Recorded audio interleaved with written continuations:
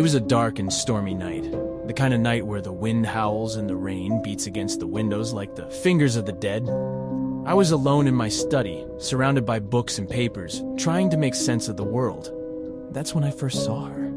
She was just a shadow at first, a flicker in the corner of my eye. But every time I turned to look, she was gone. It wasn't until later that I realized she was always behind me, watching me, waiting for her moment. At first I thought I was just imagining things. Maybe it was the stress of my work or the late nights I'd been keeping. But the more I saw her, the more real she became. She was tall and thin, with long, flowing hair that seemed to move on its own. Her eyes were dark and empty, like the void of space itself.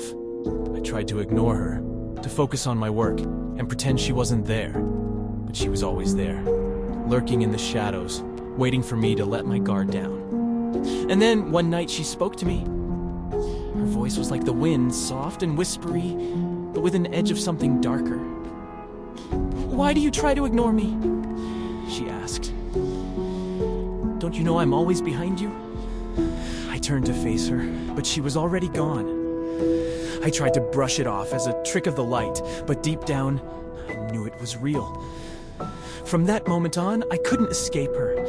She was always there, watching me, haunting me. I tried to talk to others about her, but no one else could see her. They thought I was losing my mind. Maybe I was.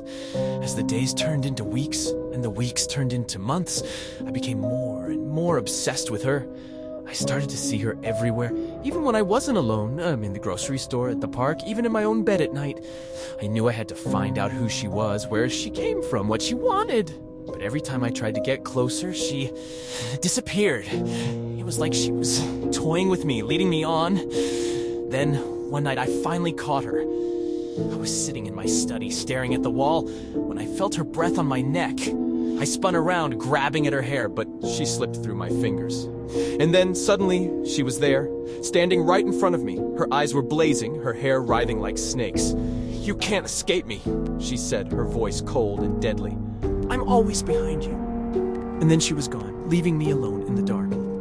I knew then that I would never be free of her, that she would always be with me, watching me, waiting for me to let my guard down.